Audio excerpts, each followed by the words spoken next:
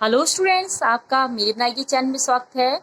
आज हम 6.5 का 7th क्वेश्चन करने जा रहे हैं, जो कि 7th क्लास के triangle and it's property chapter से लिया गया है। तो आइए क्वेश्चन देखते हैं।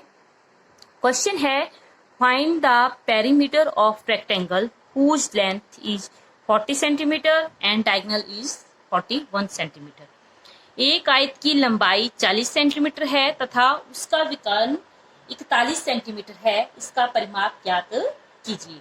तो स्टूडेंट्स, इस क्वेश्चन का मीनिंग हुआ कि हमने रेक्टेंगल का पेरीमीटर फाइंड आउट करना है।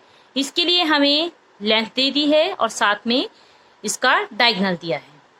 तो perimeter of rectangle find out करने के लिए हमें आयत की लेंथ और ब्रेड्थ दोनों का पता होना जरूरी है, क्योंकि पेरीमीटर ऑफ रेक्टेंगल होता है 2 इंटू लेंथ प्लस ब्रेड्थ।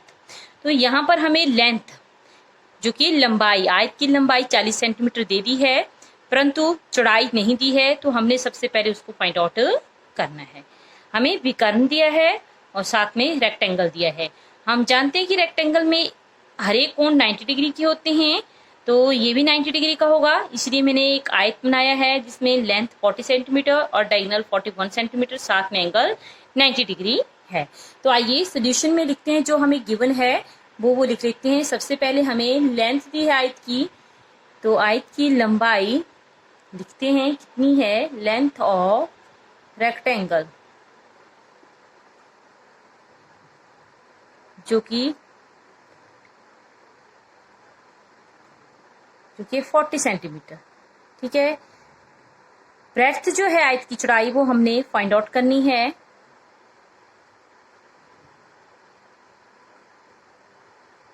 साथ में हमें दिया है विकर्ण, आयत का विकर्ण, डायगोनल ऑफ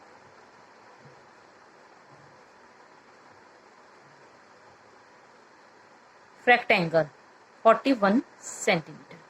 अब हम जानते हैं कि यहाँ पर अगर हमने नाम दे दिया ए बी, इसको सी दे दीजिए, इसको डी। अगर ए बी सी एक ट्रायंगल लेते हैं तो इसमें एक कोण 90 डिग्री का है।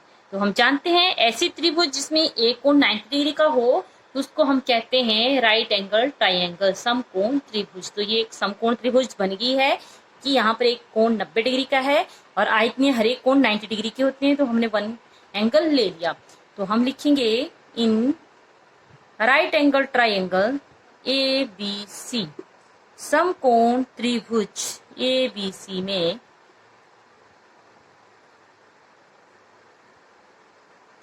हमें क्या क्या दिया है, ए बी जो कि 40 सेंटीमीटर है, साथ में ए सी जो कि 41 सेंटीमीटर है, और एक थीटा एंगल जो है, कौन सा angle, A B C 90 degree का है। यहां से हम बी सी जो है वो फाइंड आउट कर सकते हैं। हम जानते हैं कि अगर राइट एंगल ट्रायंगल दी हो और उसमें दो साइडें दी हो तो वन साइड जो है वो हम पाइथागोरस थ्योरम से फाइंड आउट कर लेते हैं। तो बाय यूजिंग पाइथागोरस थ्योरम का प्रयोग करेंगे।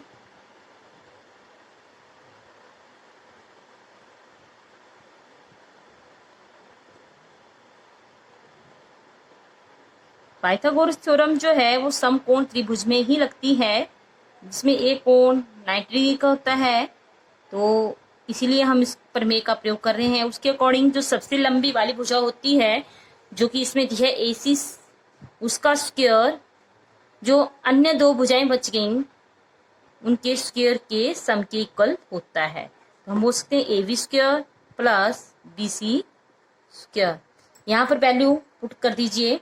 AC 41 है तो हमने 41 भर दिया और उसका स्क्वायर कर दिया। AB 40 है, 40 स्क्वायर, और BC हमें नहीं दिया है तो हमने वैसे का वैसे ही लिख दिया। यहाँ से 41 स्क्वायर मीन्स 41 इंटू 41 और 40 square means 40 into 40, that is BC square. अब जब हम 41 को 41 से मल्टीप्लाई करते हैं तो हमारे पास आएगा 1681, 1681 एंड 40 इंटू 42 जीरो है, तो 2 जीरो साइड में लगा दी, और 4 4 जा 16 प्लस BC स्क्वायर। इस तरह से हमारे पास 41 इंटू 41 करके आ गया 1681 और 40 गुना 40 करके 1600 BC स्क्वायर। वैसे ही अब हमने यहाँ से BC की वैल्यू फाइंड आउट करनी है, तो हम बोल सकते हैं कि BC स्क्वायर, तो एक साइड रखेंगे, इसको दूसरी साइड भेज दीजिए, तो 1681 साइड है, जब 1600 इस साइड चले जाएंगे तो ये प्लस के और दूसरी साइड जाके माइनस के हो जाते हैं, क्योंकि इन्होंने अपनी पोजीशन चेंज कर दी। ठीक है, तो जब कोई अपनी पोजीशन चेंज करता है, लेफ्ट से राइट जाएगा या राइट से लेफ्ट जाएगा, तो उनके साइन चेंज हो जाएंगे, प्लस का माइनस बन गया। जब इन दोनों को माइनस करेंगे तो यहाँ से हमारे पास आ गया 81 BC स्क्वायर। स्क्वायर को दूसरी साइड ले जाएंगे तो स्क्वायर रूट बन जाएगा, और 81 का स्क्वायर रूट जो है वो कितना आएगा, 81 को हम लिख सकते हैं 9 इंटू 9 करके, दो नंबरों का पेयर बन जाएगा। स्क्वायर रूट में हम जानते हैं कि दो नंबर का पेयर बनता है, तो हम स्क्वायर रूट को हटा देते हैं और यहाँ से BC की वैल्यू जो है वो 9 आ जाएगी। शर्त ये है कि दोनों नंबर सेम होने चाहिए और एक पेयर बनना चाहिए, तभी हम यहाँ ऐसे लिख सकते हैं। तो BC की वैल्यू हमारे पास आ गई है 9 सेंटीमीटर, और BC क्या है, आयत की चौड़ाई। तो हम लिख सकते हैं कि आयत की जो चौड़ाई है वो हमारे पास BC दैट इज 9 सेंटीमीटर आ गई है। तो यहाँ लिख दीजिए BC इक्वल टू 9 सेंटीमीटर, जो कि क्या है, आयत की चौड़ाई। तो हम जिसको बोल सकते हैं ब्रेड्थ ऑफ रेक्टेंगल की चौड़ाई।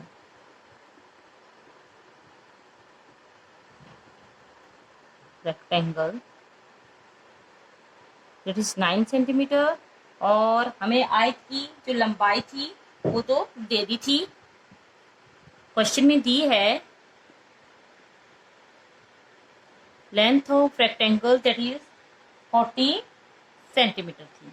यहाँ से जो हमसे पूछा है वो अब हम फाइंड आउट कर सकते हैं। हमसे क्वेश्चन में पूछा था आयत का परिमाप, पेरीमीटर ऑफ रेक्टेंगल।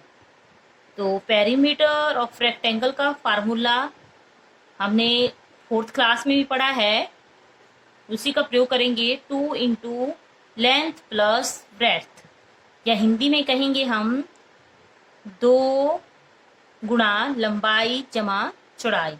तो लंबाई और चौड़ाई हमारे पास आ गई है, जो कि हमने अभी फाइंड आउट की। इसकी वैल्यू पुट करेंगे, लेंथ जो है 40 है और ब्रेड्थ चौड़ाई 9 है, तो हमने भर दी। 40 प्लस 9 करके आ गया 49। 49 को 2 से मल्टीप्लाई करिए, 9 2 जा 18, 1 बच गए, और 4 2 जा 8 प्लस 1 दैट इज 9, और 98 जो है वो हमारे पास आयत का परिमाप आ गया है, पेरीमीटर ऑफ रेक्टेंगल। और लेंथ और ब्रेड्थ सेंटीमीटर में है, तो हमारा जो पेरीमीटर है वो भी किस में आएगा, सेंटीमीटर में। तो देयरफॉर पेरीमीटर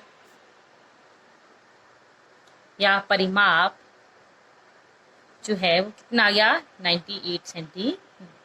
तो स्टूडेंट्स, इस तरह से ये क्वेश्चन हमारा कंप्लीट हो गया है।